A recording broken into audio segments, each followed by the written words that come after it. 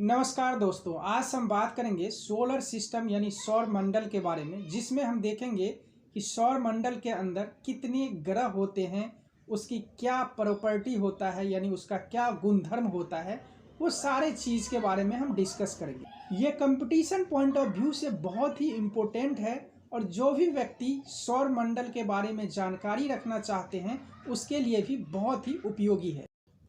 जैसे कि पिछले वीडियो में हमने डिस्कस किया था ब्रह्मांड के बारे में।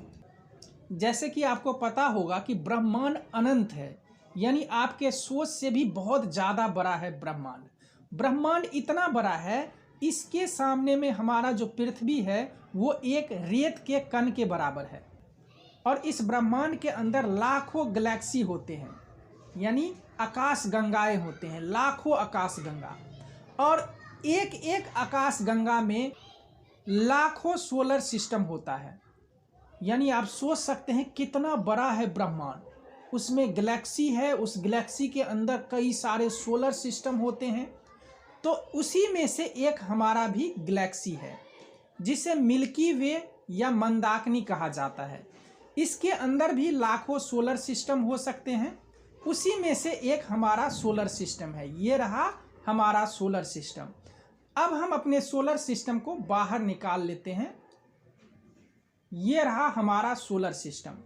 आप देख सकते हैं हमारे सोलर सिस्टम में यहाँ पे बीच में सेंटर पर बीच में हमारा सन यानी सूर्य है, और उसके चारों तरफ बाकी ग्रह जो है चक्कर लगा रहे हैं एक अंडाकार पाथ पे, यानी एक इलिप्टिकल ऑर्बिट पर चक्कर लगाते हैं। तो कितने प्लैनेट हैं हमारे सोलर सिस्टम में? 8 प्लैनेट हैं। जैसे एक मरकरी यानी बुध, दूसरा ये वेनस यानी शुक्र, तीसरा ये हमारा अर्थ पृथ्वी, चौथा मार्स यानी मंगल, पांचवा जुपिटर यानी बृहस्पति, छठा सैटर्न यानी शनि, सातवां यूरेनस यानी अरुण, आठवां नेपच्यून यानी वरुण, और 9वां कभी प्लूटो नाम का ग्रह हुआ करता था, लेकिन बाद में इसे ग्रह से हटा दिया गया। इसके बारे में हम बाद में डिस्कस करेंगे। दोस्तों, ये हमारा सौर मंडल का वर्तमान प्रारूप है, जो हमारा सोलर सिस्टम के अंदर कई सारे प्लैनेट है और चक्कर लगा रहे हैं। लेकिन इससे पहले दुनिया में क्या सोचते थे सोलर सिस्टम यानी सौर मंडल के बारे में? दुनिया में पहले क्या राय था और यहाँ तक कैसे पहुँचा, थोड़ा सा हम उस हिस्ट्री पे जाते हैं। दोस्तों, वास्तव में सोलर सिस्टम के लिए यानी सौर मंडल के लिए 2 सिद्धांत दिया गया था। पहला जियोसेंट्रिक मॉडल, दूसरा हेलियोसेंट्रिक मॉडल। जियोसेंट्रिक मॉडल होता है भूकेंद्रीय सिद्धांत। इसका मतलब ये होता है कि पहले ये समझा जाता था कि बीच में अर्थ होता है और उसके चारों तरफ जो भी ब्रह्मांड के पिंड हैं, प्लैनेट है, वो इसके चक्कर लगाते हैं। दूसरा हेलियोसेंट्रिक यानी सूर्य केंद्रीय सिद्धांत।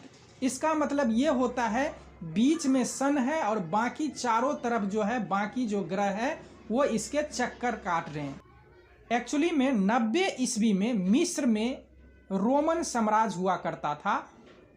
उसी समय एक फेमस वैज्ञानिक जिसका नाम होता है क्लॉडियस टॉलमी, उसका जन्म होता है। वो एक गणितज्ञ होते हैं, भूगोलवेत्ता होते हैं और ज्योतिष शास्त्री होते हैं। यानी टॉलमी बहुत ही पढ़े लिखे होते हैं उस टाइम के। उस समय अरस्तु भी हुआ करता था, जो कि बहुत बड़ा विद्वान था अरस्तु। इसके सामने में टॉलमी ने भूकेंद्रीय सिद्धांत रखा था सौर मंडल के बारे में। यानी भूकेंद्रीय सिद्धांत ये वाला, यानी बीच में अर्थ होता है और इसके चारों तरफ बाकी प्लैनेट घूमता रहता है। तो टॉलमी का जो बात था इसको एक्सेप्ट कर लिया गया सबके द्वारा कि नहीं, ये चीज़ ठीक है। इस समय ये बहुत बड़ा विद्वान था, पढ़ा लिखा व्यक्ति था, तो इसके बात को एक्सेप्ट कर लिया गया कि नहीं, बीच में पृथ्वी है, उसके चारों तरफ ब्रह्मांड के जितने भी पिंड है वो चक्कर लगा रही है। और इसके बात को बहुत दिनों तक माना गया, लगभग में 1400 सालों तक यही मान्यता थी कि बीच में पृथ्वी है और इसके चारों तरफ बाकी जो ब्रह्मांडीय पिंड है वो चक्कर लगा रही है। यानी पृथ्वी को स्टेशनरी सेंटर पॉइंट माना था। अब क्या होता है कि हमारे वहाँ एक बहुत बड़े विद्वान थे जिसका नाम था आर्यभट्ट। ये बहुत बड़े मैथमेटिशियन थे और खगोलविद थे। इसका जन्म 550 ईस्वी में कुसुमपुर पाटलिपुत्र पटना में हुआ था। ये गुप्त कालीन माने जाते हैं, यह गुप्त टाइम की काल की बात है। तो आर्यभट्ट ने जो सिद्धांत दिया था सौर मंडल के बारे में वो था हेलियोसेंट्रिक मॉडल। यानी उन्होंने कह दिया था कि बीच में सन है और बाकी जो भी पिंड है वो इसके आसपास चक्कर लगा रही है। लेकिन उस समय यूरोप में इनका इतना कम्युनिकेशन नहीं हुआ करता था, लोग आपस में एक दूसरे से मिलते नहीं थे, इस वजह से इनको कोई क्रेडिट नहीं दिया जाता। हालांकि ये बहुत पहले ही बता दिया था कि बीच में सन है और बाकी इसके चारों तरफ जो पिंड है वो घूम रहा है।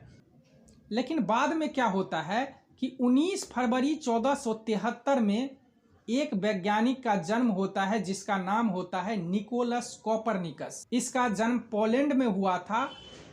माना जाता है कि इन्होंने पहली बार कहा था कि बीच में सन है और बाकी इसके चारों तरफ जो है बाकी ब्रह्मांड के पिंड जो है, प्लैनेट जो है वो घूम रही है। ये पहली बार ऐसा माना जाता है कि कोपरनिकस ने कहा है। ये एक्सेप्टेबल थ्योरी है कि पहली बार किसने कहा था कि बीच में सन है और इसके चारों तरफ बाकी प्लैनेट घूम रहा है, तो कोपरनिकस ने कहा था। अब कोपरनिकस बस इतना कह के बस छोड़ दिया, जो बीच में सन है और चारों तरफ बाकी प्लैनेट घूम रहा है। उसके बाद आता है एक बहुत बड़े साइंटिस्ट जिसका जन्म 15 फरवरी 1565 में होता है इटली में। इसे आधुनिक फिजिक्स का पिता कहा जाता है, यानी गैलीलियो को आधुनिक यानी मॉडर्न फिजिक्स का पिता कहा जाता है। ये बहुत ही इंटेलिजेंट पर्सन था, यानी बहुत ही बड़े साइंटिस्ट था उस टाइम में। ये गैलीलियो जो थे वो उस टाइम में पढ़ाया करते थे, यानी सारे लोग इनकी बातों को मानता था क्योंकि ये बहुत पढ़े लिखे थे, सबको पढ़ाया करते थे। तो इन्होंने कुछ एक्सपेरिमेंट करके देखा कि सन जो है बीच में है और बाकी प्लैनेट घूम रहा है। इन्होंने एक्सपेरिमेंट करके देखा तो इन्होंने लोगों को या सबको कहा नहीं भाई सेंटर में सन है और बाकी प्लैनेट घूम रहा है। इन्होंने प्रूफ दिया। तो लेकिन उस समय क्या था, चर्च में लोग ज़्यादा बिलीव करते थे। वहाँ के राजा महाराजा जो थे उस समय वो चर्च को काफ़ी सपोर्ट करते थे। तो धार्मिक आधार पे चर्च लोग मानते थे कि नहीं बीच में पृथ्वी है और बाकी जो पिंड है वो उसके आसपास चक्कर लगा रही है चारों तरफ। लेकिन गैलीलियो ने कह दिया सन है, तो इसका यानी जो कई सालों से उसका धार्मिक मान्यता चला आ रहा था उसको लग रहा था कहीं ना कहीं नुकसान हो रहा है। इस वजह से गैलीलियो पे बहुत दबाव डाला गया, भाई तुम अपना वक्तव्य वापस ले लो, क्योंकि उनकी बात सारे लोग मानते थे। ये बहुत पढ़े लिखे आदमी थे उस टाइम में, लेकिन फिर भी ये अड़ा रहा, नहीं भाई जो है तो है, मतलब सन जो है वो बीच में है तो है। ये लोगों को ऐसे कहता रहा। फिर इसके ऊपर मुकदमा चलाया और इसको जेल में डाल दिया गया और बाद में जेल में ही गैलीलियो का डेथ हो जाता है। उसके बाद एक और साइंटिस्ट आया जिसका नाम था टेको ब्राही। ये डेनमार्क के साइंटिस्ट थे। अब ये एक्चुअली में टेको ब्राही जो थे ये बहुत अमीर व्यक्ति थे। इनको खगोलीय चीज़ को देखना अनुभव करना अच्छा लगता था। तो ये क्या करते थे, रात रात भर घर के आसपास खड़े होकर के तारों को देखना, यानी उसको गति को देखना, और क्या करते थे एक डायरी में एक मैप बनाते रहते थे। ये तारा यहाँ से गया, वो तारा इधर गया, तो कौन सा डायरेक्शन होगा। इस तरह से ये बहुत दिनों तक किया, यानी कई सालों तक ऐसा करता रहा टेको ब्राही। और उसके बाद क्या हो जाता है, इसका डेथ हो जाता है। कहा जाता है इसने इतना मैप तैयार कर लिया था कि एक कमरा भर गया था इसके मैप। उसके बाद आता है एक और साइंटिस्ट जिसका नाम होता है योहानेस केपलर्स। इसका जन्म 27 दिसंबर 1571 को जर्मनी में होता है। अब ये एक्चुअली में जो अभी हमने डिस्कस किया था जो साइंटिस्ट थे टेको ब्राही, जो तारे वारे को देखते थे, जो टेको ब्राही ने कई सारे मैप तैयार करके जो रखा था, यानी एक कमरा भरा हुआ था, उसको केपलर्स लेके चले आते हैं अपने पास, क्योंकि ये टाइको ब्राही का स्टूडेंट था। जब इन्होंने टाइको ब्राही द्वारा तैयार किया हुआ मैप को अध्ययन करता है तो सोलर सिस्टम के बारे में इसे बहुत बड़ा कामयाबी प्राप्त होता है, क्योंकि उस समय न्यूटन भी आ चुका था, उन्होंने भी ग्रेविटेशन का सिद्धांत दे चुका था, और जो टाइको ब्राही का जो मैप था उससे स्टडी किया, न्यूटन्स के लॉ को जोड़ दिया, ग्रेविटेशन का लॉ जो था उसको जोड़ा, और उसके बाद इन्होंने बहुत अच्छा एक इक्वेशन निकाला जिससे ये पता चला कि सोलर सिस्टम यानी सौर मंडल के अंदर में जितने भी ग्रह है उसका वेलोसिटी क्या है, और ये इस कौन से पाथ से गुजरता है, यानी जो अंडाकार पाथ से मूव करता है सारे प्लानेट, वो केपलर्स ने उसका गति का सिद्धांत दिया था। वो टाइको ब्राही का जो मैप तैयार था सालों से उसका, और न्यूटन्स का जो इक्वेशन आ गया था उससे इन्होंने रिलेट करके बहुत अच्छा इक्वेशन बना दिया, और सोलर सिस्टम का गति का नियम केपलर्स ने तैयार कर दिया कि जितने भी प्लानेट है वो एक इलिप्टिकल ऑर्बिट में सूर्य के चक्कर लगा रही है। तो बहुत इंपॉर्टेंट चीज आपने देखा कि पहला ये जो सोलर सिस्टम है वो तो हेलियोसेंट्रिक मॉडल है, यानी सूर्य केंद्रीय सिद्धांत पे बेस्ड है। सबसे पहले किसने कहा था हेलियोसेंट्रिक मॉडल के बारे में? तो कोपरनिकस ने बात किया था। उसके बाद प्लानेट यानी ग्रह का गति का नियम किसने दिया? केपलर्स ने दिया। जैसे ये आप देख रहे हैं सोलर सिस्टम, एक्चुअली में ये ऐसे नहीं होता है बिल्कुल एक लाइन से, किसी भी तरह से हो सकता है। जैसे आप देख सकते हैं इस तरह से, यहाँ पे कोई प्लानेट है, मतलब इधर उधर एक मतलब ऑर्बिट तो फिक्स होता है सोलर सिस्टम में, यानी सौर मंडल के अंदर सारे प्लानेट का एक ऑर्बिट तो फिक्स होता है। इधर उधर मतलब रहता है, कोई यहाँ पे है, कोई नीचे है, कोई ऊपर है, तो सबका अलग अलग ढंग का ऑर्बिट होता है। शुरू के जो 4 ग्रह है ये देख सकते हैं आप, मरकरी, वेनस, अर्थ और मार्स, इसको इनर प्लानेट कहा जाता है, और जुपिटर, सैटर्न, यूरेनस और नेपच्यून इसको आउटर प्लानेट कहा जाता है। ये 4 आउटर प्लानेट, ये 4 इनर प्लानेट। और बीच में आप जो देख रहे हैं ये है एस्ट्रॉइड बेल्ट, यानी क्षुद्र ग्रह का ये बेल्ट है। इसके अंदर ये थोड़ा सा पट्टी काफी चौड़ा होता है और इसमें क्षुद्र ग्रह होता है। क्षुद्र ग्रह एस्ट्रॉइड एक्चुअली में क्या होता है कि इसमें छोटे छोटे मास और बड़े बड़े मास हर तरह के पार्टिकल का टुकड़ा होता है, यानी एक कंकर के बराबर छोटा हो सकता है और बड़ा से बड़ा एक बहुत बड़ा शहर के बराबर इसमें एक एक पार्टिकल्स हो सकता है, यानी बहुत बड़ा भी हो सकता है और छोटा भी हो सकता है। ये इसके बीच में चक्कर लगाते रहता है। अब इससे क्या हो सकता है कि जैसे यहाँ पे छोटे छोटे मास होता है, मतलब क्षुद्र ग्रह होता है कई सारे, तो क्या क्षुद्र ग्रह बाहर भी आ सकता है, अंदर भी आ सकता है? तो ऐसा हो सकता है, क्योंकि यहाँ पे क्षुद्र ग्रह का जो है मास छोटा होता है। और यहाँ पे आप देख सकते हैं मार्स है इसके पास, यहाँ जुपिटर है इसके पास, इसका मास बहुत ज़्यादा होता है। तो क्या होता है कि इसके ग्रेविटेशन फील्ड को अनुसरण करते हुए ये इसके तरफ बढ़ सकता है। अब एक्चुअली में हमारे पृथ्वी पे भी आ सकता है क्या? तो आ सकता है। वो कैसे कि यहाँ पे जैसे कि मार्स का ग्रेविटेशन को अनुसरण करते हुए, फॉलो करते हुए ये पार्टिकल मार्स के पास आएगा। अब मार्स भी तो गति कर रही है, अब मार्स निकल जाएगा तो अब इसके पास क्या बचा? हमारा अर्थ बच जाता है। अब क्या करता है ये? अर्थ का ग्रेविटेशन फील्ड को फॉलो करते हुए यानी अनुसरण करते हुए अर्थ के पास भी आना शुरू कर देता है। तो क्या होता है ऐसे में ये क्षुद्र ग्रह आना शुरू कर देता है। हमारे अगर पृथ्वी पे आकर अगर गिर जाए तो बहुत नुकसान कर सकता है, क्योंकि क्षुद्र ग्रह बहुत बड़ा भी होता है और गिरता है तो ये काफ़ी नुकसान कर सकता है। अब इसके बाद आप देख सकते हैं जो प्लानेट है उसके लास्ट में क्यूपर्स बेल्ट है। क्यूपर्स बेल्ट के में क्या होता है, इस बेल्ट के बाद बहुत बड़ा बड़ा मास वाला मटेरियल होता है। तो एग्जाम में पूछा जाता है इनर प्लैनेट के बारे में और आउटर प्लैनेट के बारे में, और ये भी पूछा जाता है ये जो एस्ट्रॉयड बेल्ट है वो कौन से दो प्लैनेट के बीच में होता है। तो मार्स यानी मंगल और जुपिटर यानी बृहस्पति के बीच में ये एस्ट्रॉयड बेल्ट यानी क्षुद्र ग्रह का बेल्ट होता है।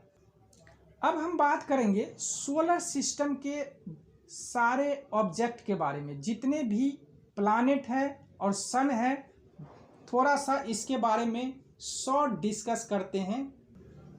अब सबसे पहले हम बात करेंगे सौर मंडल किसे कहते हैं, सौर मंडल होता क्या है। तो सौर मंडल दोस्तों सूर्य तथा उसकी परिक्रमा करने वाले ग्रहों, उपग्रहों, उल्कापिंड, क्षुद्र ग्रह, पुच्छल तारा तथा अन्य धूलीय कणों को संयुक्त रूप से सौर मंडल कहा जाता है।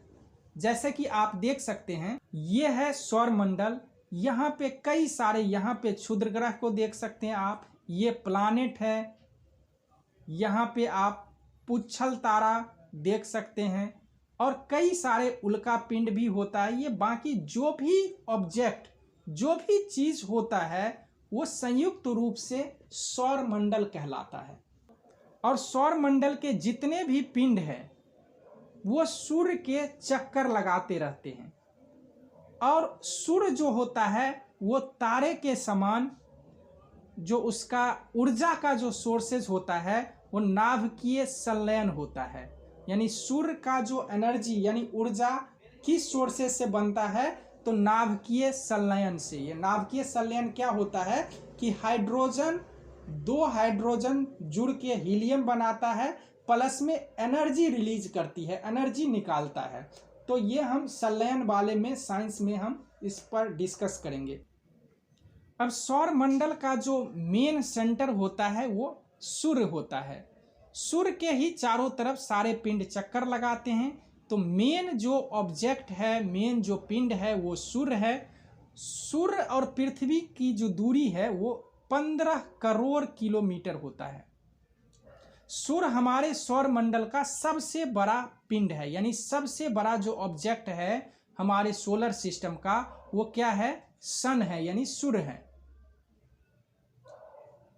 इसका व्यास कोई 13,90,000 किलोमीटर, जो पृथ्वी से 109 गुना बड़ा है। सूर्य हमारी आकाश गंगा मिल्की वे का एक चक्कर पूरा करने में करीब 25 करोड़ साल लगाता है। इस अवधि को कॉस्मिक ईयर कहते हैं। बहुत इंपॉर्टेंट, यानी कॉस्मिक ईयर किसे कहा जाता है। देखिए ब्रह्मांड में क्या होता है कि हर चीज मूवमेंट है, कोई चीज रुका नहीं है, जो भी चीज है वो घूम रहा है।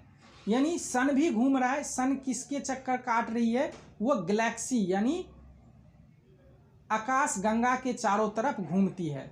जैसे प्लैनेट सूर्य के चारों तरफ घूम रहा है, तो उसी तरह सूर्य भी जो है गैलेक्सी के चारों तरफ घूम रहा है। तो इसी तरह अपने गैलेक्सी यानी मिल्की वे को एक पूरा चक्कर लगाने में सूर्य को 25 करोड़ साल लगता है, और इसी अवधि को कॉस्मिक ईयर कहते हैं।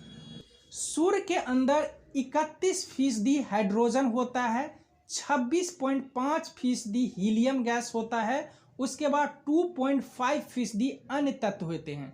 यानी सूर्य में सबसे अधिक किस तत्व की मात्रा है, वो है हाइड्रोजन। तो ये बहुत इंपॉर्टेंट है, यानी 71% हाइड्रोजन होता है। उसके बाद दूसरा हीलियम होता है। सूर्य का द्रव्यमान पृथ्वी के द्रव्यमान से लगभग 10 लाख गुना होता है।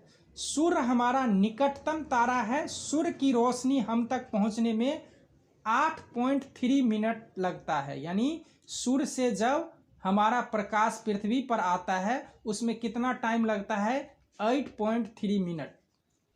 और सूर्य के सबसे निकट तारा क्या है, वह है प्रोक्सिमा या अल्फा सेंचुरी। और सूर्य के जो सबसे निकटतम तारा है अल्फा सेंचुरी, इसका प्रकाश पृथ्वी तक आने में उसको कितना टाइम लगता है, 4.3 प्रकाश वर्ष। यानी 4.3 प्रकाश वर्ष में उस तारे का जो है प्रकाश हमारे पृथ्वी तक पहुंचता है। यानी जो सबसे नज़दीक है वो कितना दूर है, बहुत ज़्यादा दूर है, प्रकाश वर्ष। जैसे कि ब्रह्मांड वाले हमने वीडियो में देखा था प्रकाश वर्ष क्या होता है, यानी इतना ज़्यादा डिस्टेंस होता है प्रकाश वर्ष। यानी एक साल में जो प्रकाश की दूरी तय होगा उसे एक प्रकाश वर्ष कहा जाता है। हमारा सौरमंडल करीब 4.6 बिलियन वर्ष पहले अस्तित्व में आया। सूर्य हमारी गैलेक्सी मिल्की वे से लगभग में 30,000 प्रकाश वर्ष की दूरी पर स्थित है। सूर्य मिल्की वे के चारों ओर 250 किलोमीटर प्रति सेकंड से परिक्रमा कर रही है। यानी सूर्य कितना स्पीड से चल रहा है, 250 किलोमीटर पर सेकंड से हमारे जो गैलेक्सी है मिल्की वे उसका चक्कर लगा रहा है, यानी 250 किलोमीटर पर सेकंड से। सूर्य अपने अक्ष पर पूरब से पश्चिम की ओर घूमता है, लेकिन प्लैनेट जो है वो सूर्य के पश्चिम से पूरब की ओर घूमता है, कुछ प्लैनेट को छोड़ के, जो हम डिस्कस करेंगे बाद में। अब हम बात करते हैं सूर्यमंडल का पहला प्लैनेट यानी मरकरी बुध के बारे में। जो सूर्य के सबसे नज़दीक माना जाता है उसे मरकरी यानी बुध कहते हैं।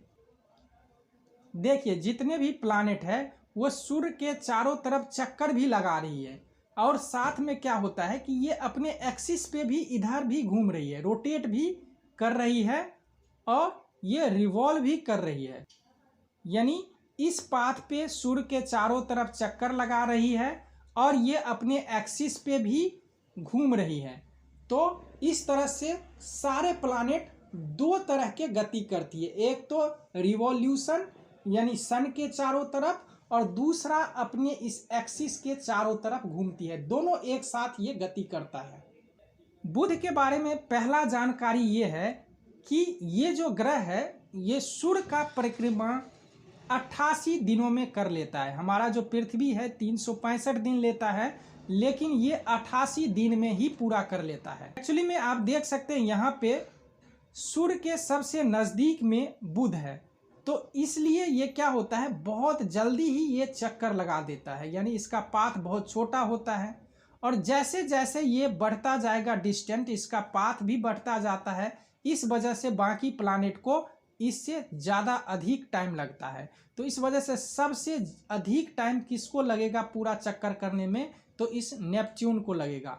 यानी दूसरे स्थान पे वेनस होगा, तीसरे स्थान पे पृथ्वी होगा। तो इस तरह से जैसे जैसे हम आगे बढ़ते जाएंगे तो वैसे वैसे जो प्लैनेट हो उसको सूर्य का चक्कर लगाने में अधिक टाइम लगेगा, क्योंकि इसका देख सकते हैं ये पाथ बड़ा होता चला जाता है।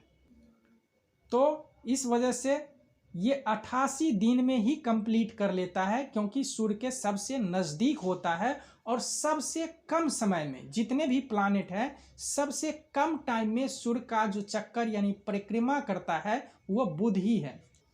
बुध ग्रह का कोई उपग्रह नहीं है, बुध ग्रह पे कोई उपग्रह नहीं है, क्योंकि इसमें इतना हीट होता होगा और ये सन के बिल्कुल पास है।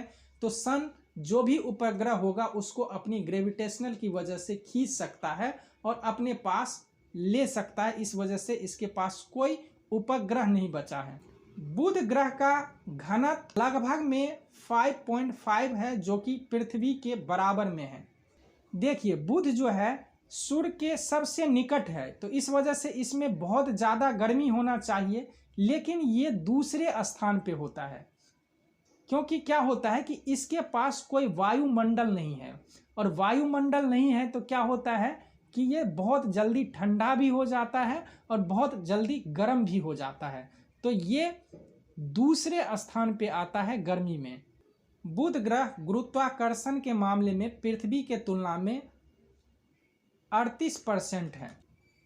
अब यहाँ पे देख सकते हैं ये चकाचौंध वाला भी ग्रह कहा जाता है। ये देख सकते हैं ये इसमें लाइट पड़ती है, सन का लाइट पड़ता है, तो ये बिल्कुल चकाचौंध सा लगता है। अब हम बात करेंगे सौरमंडल में सूर्य का दूसरा सबसे निकटतम ग्रह वेनस यानी शुक्र के बारे में। शुक्र ग्रह को सौर मंडल का सबसे गर्म ग्रह कहा जाता है। ये देखिए, ये शुक्र ग्रह दूसरे स्थान पे आता है, फिर भी ये बहुत अधिक गर्म होता है, यानी पहले पे बुध होता है।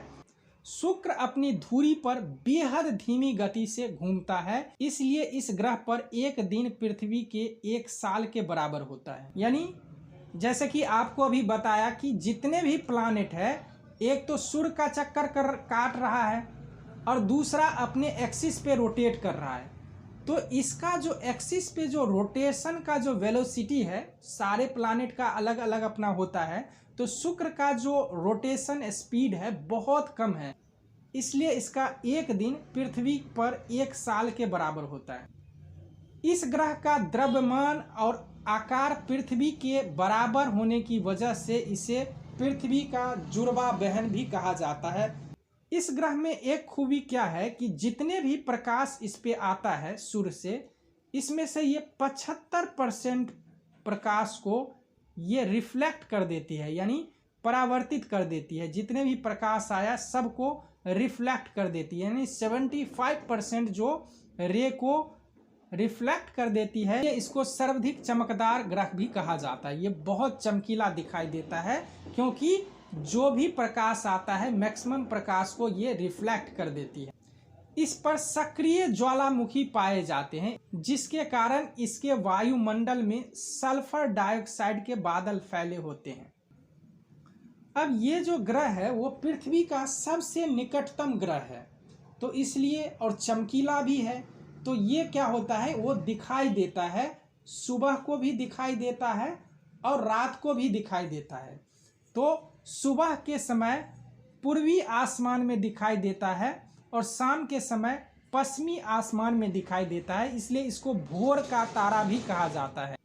अब हम बात करेंगे सोलर सिस्टम के हमारे सूर्य के तीसरे सबसे निकटतम ग्रह जो कि हमारा पृथ्वी है उसके बारे में। पृथ्वी को नीला ग्रह भी कहा जाता है।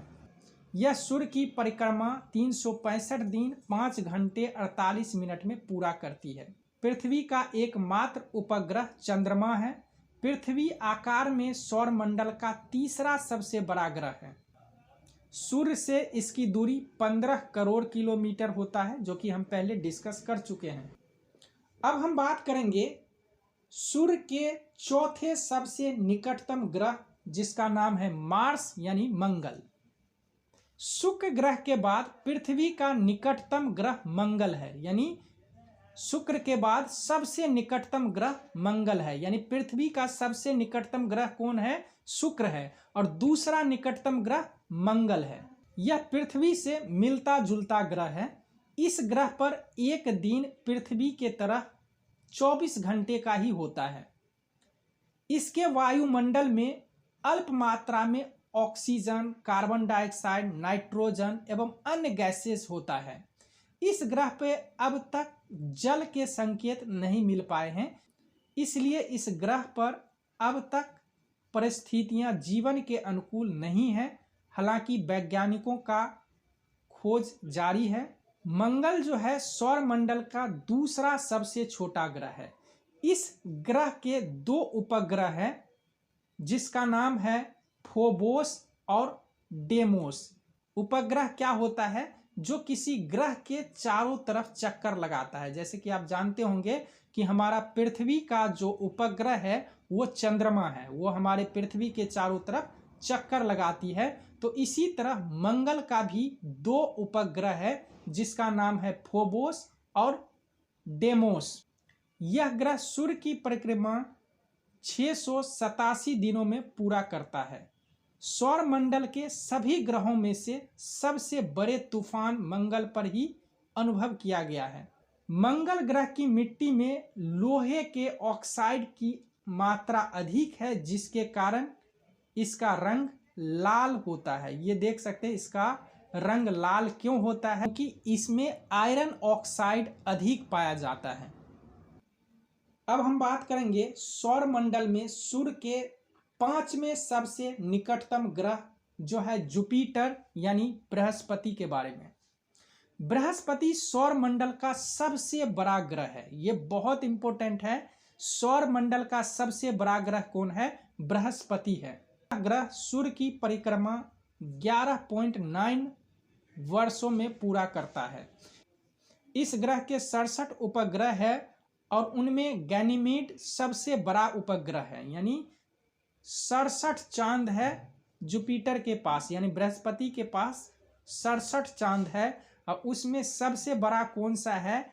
गैनीमेड। ये पूछ दिया जाता है एग्जाम में, शुक्र का सबसे बड़ा उपग्रह का क्या नाम है?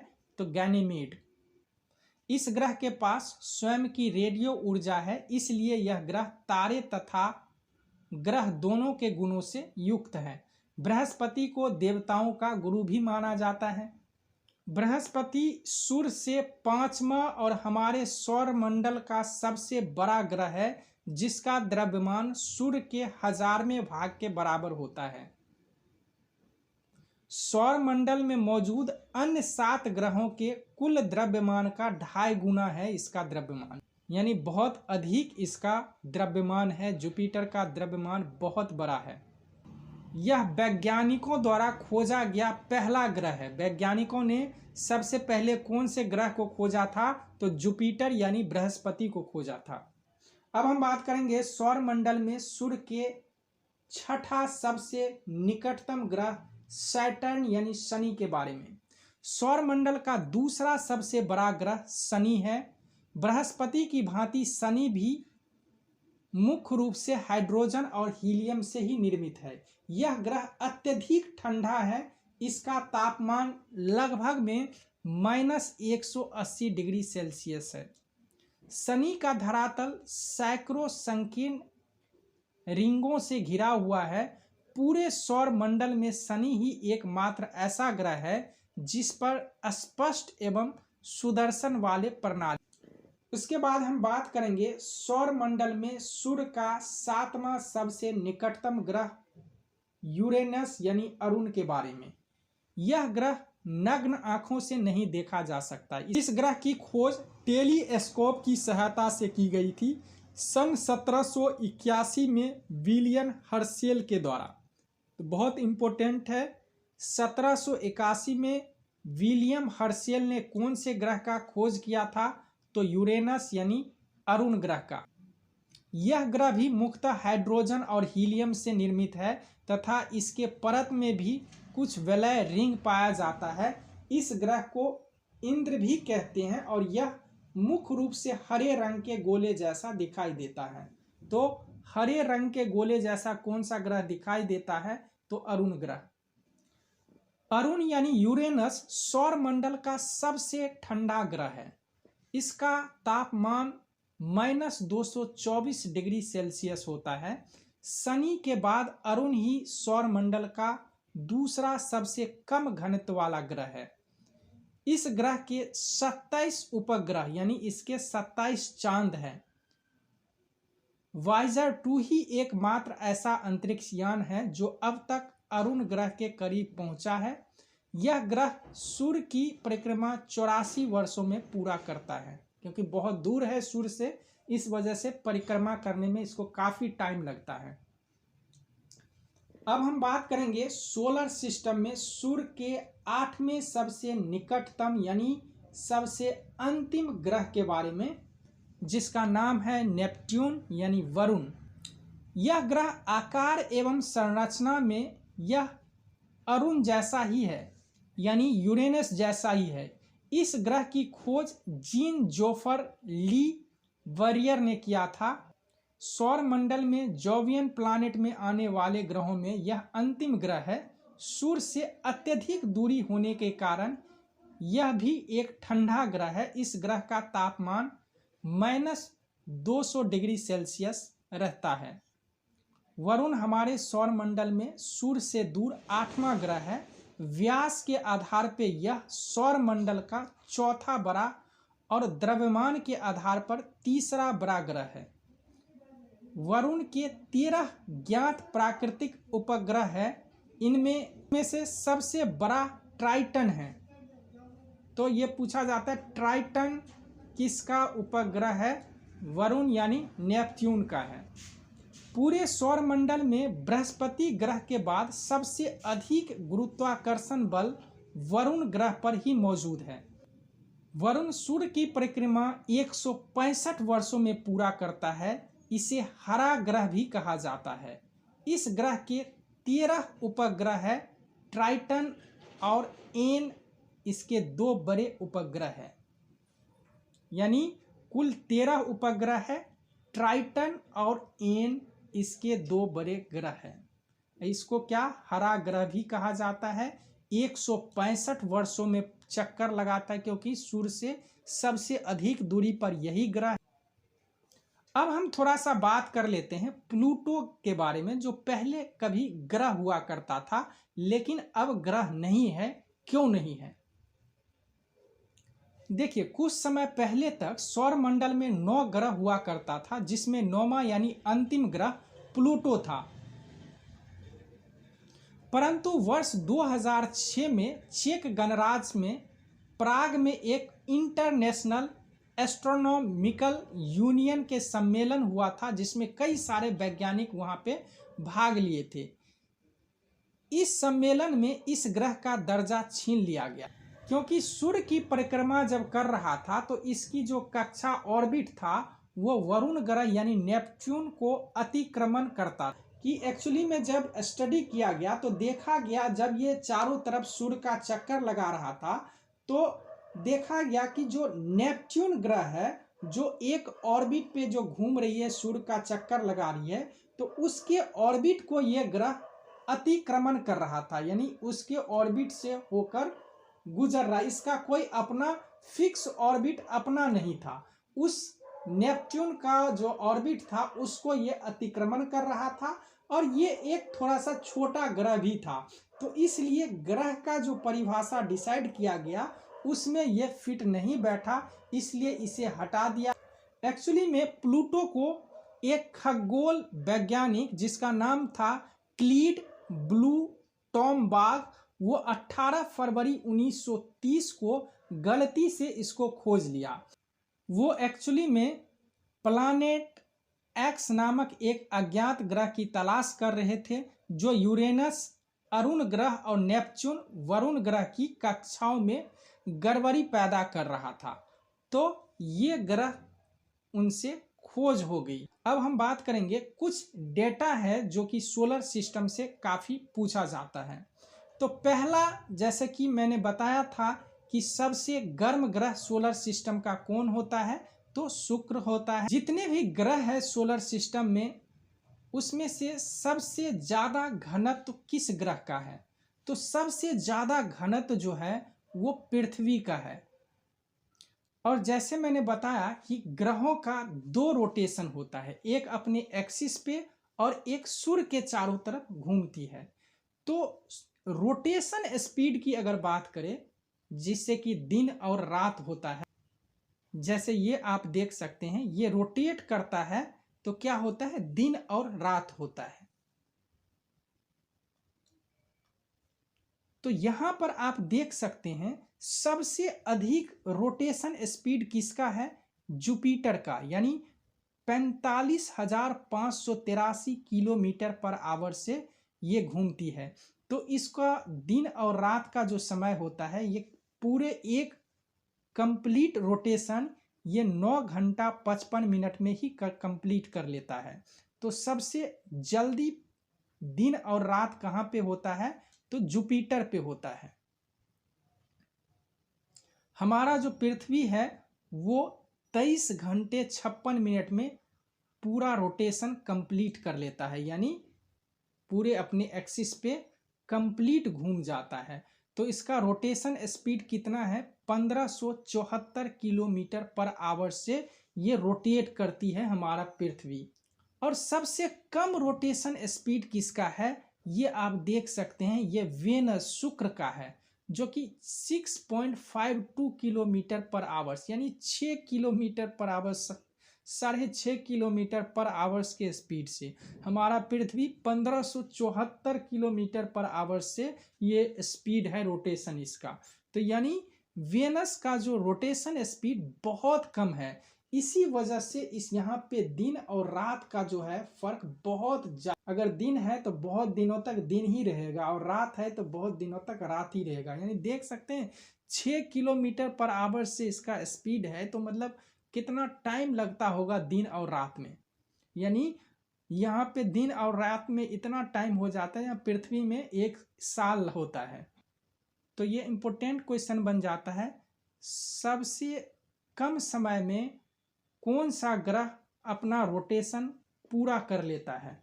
तो वो है जुपिटर यानी बृहस्पति। और कौन सा ग्रह सबसे अधिक समय में कंप्लीट करता है? वो है वेनस यानी शुक्र। उसके बाद हम बात करेंगे ग्रहों के जो सूर्य के चारों तरफ चक्कर लगाता है, वो कौन सा ग्रह जल्दी से चक्कर लगा लेता है और कौन सा ग्रह बहुत अधिक टाइम में चक्कर लगाता है।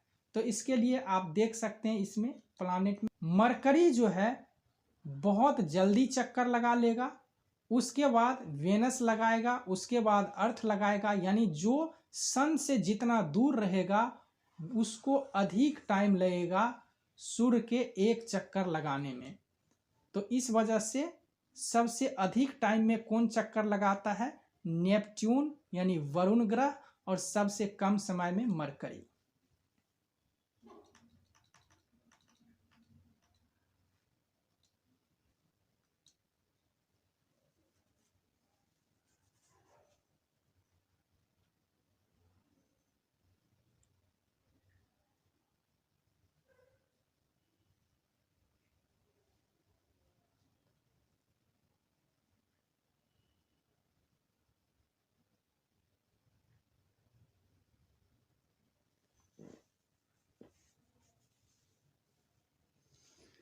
इसके बाद हम बात करेंगे कौन सा ग्रह का साइज सबसे बड़ा है और कौन से ग्रह का साइज सबसे छोटा है। अगर हम बात करें 100% बात करें अर्थ के साथ, अगर कंपेयर करें अर्थ को, अगर 100% माने तो जुपिटर उसका 1120% होता है, वहीं मरकरी 38% होता है।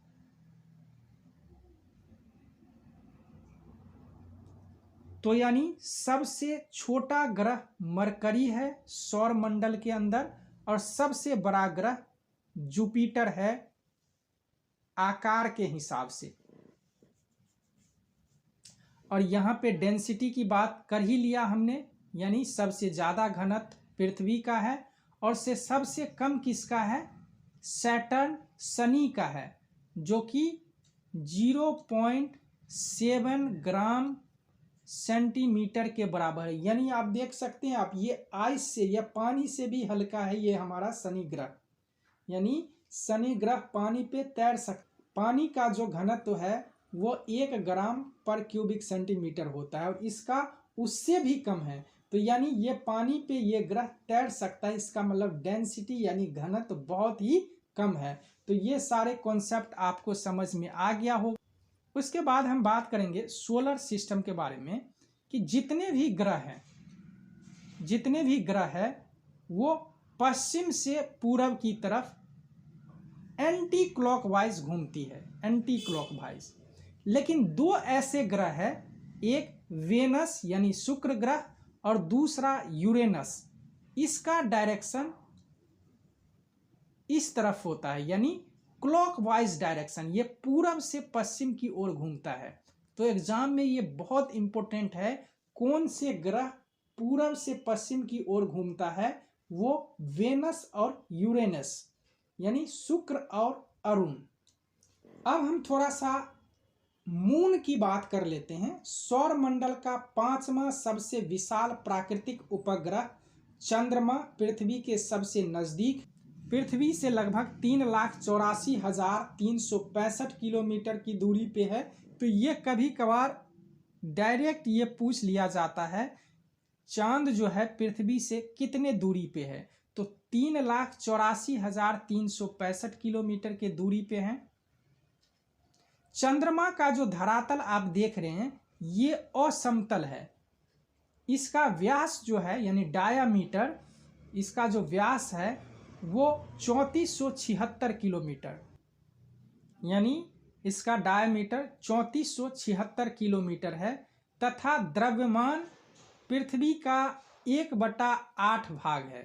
देख सकते हैं यहाँ पे आप, ये सन है, ये अर्थ है और ये मून भी चारों तरफ चक्कर लगा रही है अर्थ का एक दीर्घवृत्ताकार पाथ पे।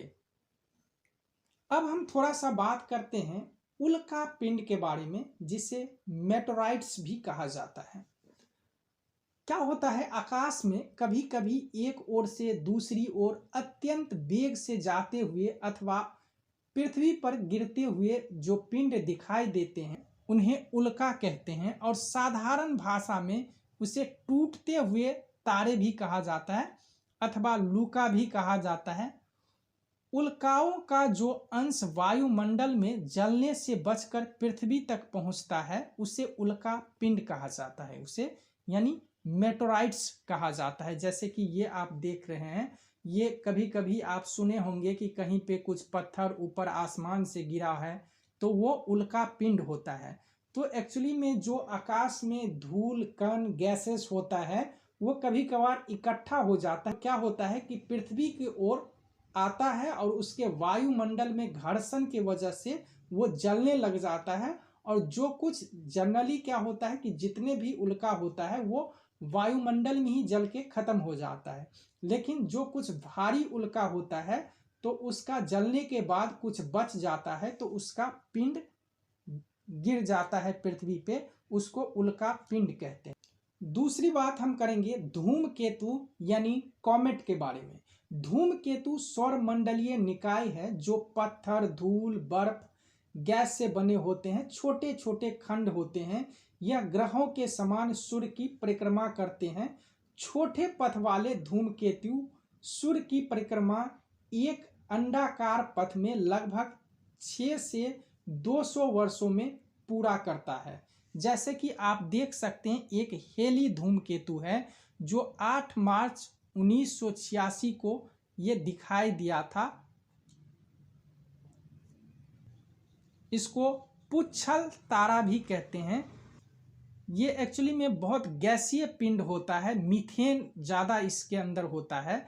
तो जब ये सूर्य के पास हो जाता है तो क्या होता है, गैस लीकेज करना शुरू होता है, रिसाव करना शुरू होता है। तो रिसाव करते करते इसमें आग पकड़ लेती है और ये इस तरह से ये इसके पूंछ की तरह बन जाता है और ये चक्कर लगाता हुआ एक कंप्लीट साइकिल में ये चलता है। ये एक निश्चित पाथ को फॉलो करते हुए, अनुसरण करते हुए जाता है। तो इस वजह से ये किसी एक निश्चित टाइम पे ये दिखाई देता है, एक निश्चित इंटरवल ऑफ टाइम पे ये दिखाई पड़ता। देखिए एक हम थोड़ा सा डिस्कस करेंगे मून के बारे में, जो एग्जाम में बहुत बार पूछा जाता है। तो मून मतलब उपग्रह, जितने भी हमारे ग्रह हैं उनके उपग्रह के बारे में थोड़ा सा हम डिस्कस करेंगे। अब देखिए कौन से ग्रह के पास कितने उपग्रह हैं। बृहस्पति के पास 67 उपग्रह है और शनि के पास 62 उपग्रह है। यूरेनस के पास 27 है। नेपच्यून के पास 14 है। प्लूटो के पास 5 है और मंगल के पास 2 है और हमारे पृथ्वी के पास एक जो हमारा चांद है। यानी 7 ग्रह के पास उपग्रह है।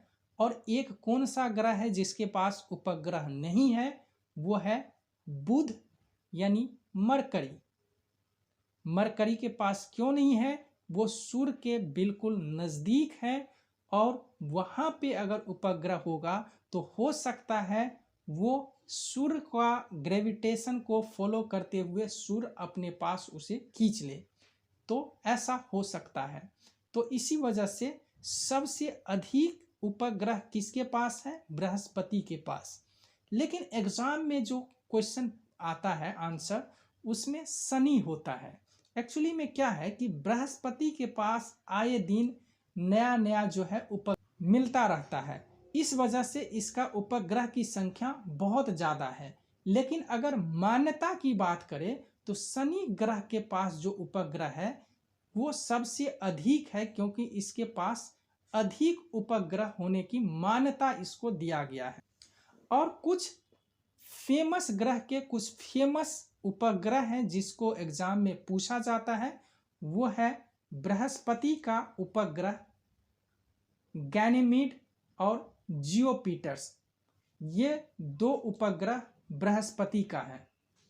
उसके बाद ये बहुत बार पूछा जाता है टाइटन किसका उपग्रह है?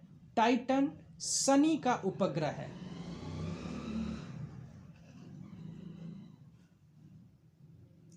उसके बाद कैलिस्टो किसका उपग्रह है? बृहस्पति का है। आयो किसका है? बृहस्पति का है। मून हमारा चंद्रमा पृथ्वी का है। तो इस तरह से एग्जाम में क्वेश्चन आते हैं। तो आज का एपिसोड बस सोलर सिस्टम का इतना ही।